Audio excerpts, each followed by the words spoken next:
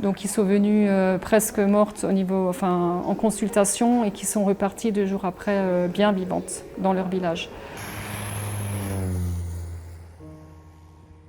Bonjour, je m'appelle Betty Jurgensen, je viens de France et je suis à Madagascar depuis plus de 2 ans maintenant.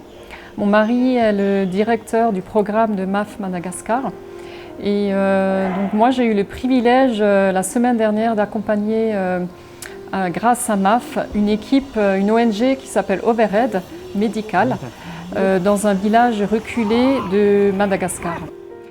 Je suis infirmière à côté de ça et donc j'ai accompagné toute l'équipe en tant qu'infirmière. Donc il y avait une équipe composée de chirurgiens, de médecins anesthésistes, de dentistes et une missionnaire également pour apporter l'apport spirituel.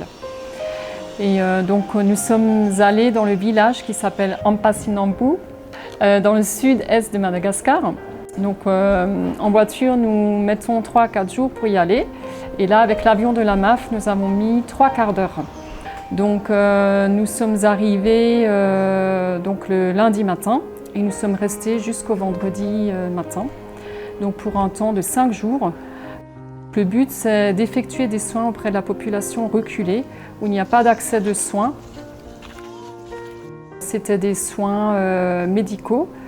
Il y a également eu des opérations et des extractions dentaires.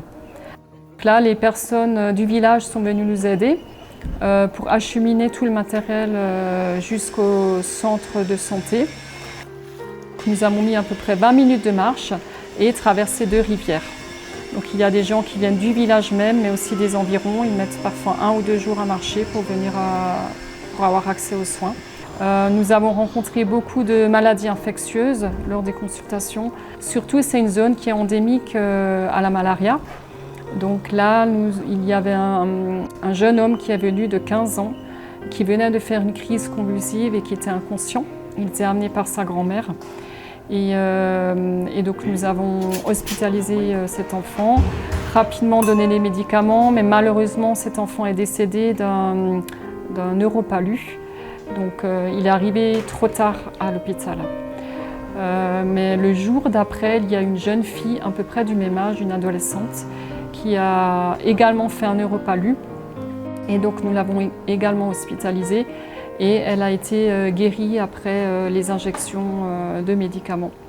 Donc voilà, il y a eu un décès, mais il y a aussi eu une personne qui a survécu.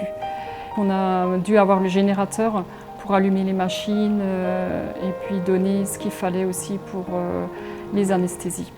Mais tout s'est bien passé, par la grâce de Dieu. On a aussi pu partager l'Évangile, prier pour les gens, partager la Bible. Et c'est à travers les missionnaires qui sont présents, nos témoignages, qu'on peut vraiment être à l'écoute, prier pour les gens et leur redonner de l'espoir pour leur vie sur place. Alors pour moi, c'était une expérience très, très forte. C'était toujours un rêve dans ma vie que je voulais faire. Et avoir cette expérience avec MAF et voir aussi l'impact de MAF sur place. Et j'ai vraiment pu voir à travers tous les témoignages que j'ai entendus, les vies qui ont été sauvées, j'ai pu voir combien MAF était importante sur la vie des personnes, que ce soit sur la vie physique mais aussi spirituelle. Et pour moi, c'était vraiment touchant de voir ça. C'était vraiment beau de voir aussi des personnes qui sont tellement ravies et contentes de recevoir la parole de Dieu. J'ai vu des personnes sauvées in extremis, donc qui sont venues presque mortes en consultation et qui sont reparties 2 jours après bien vivantes dans leur village.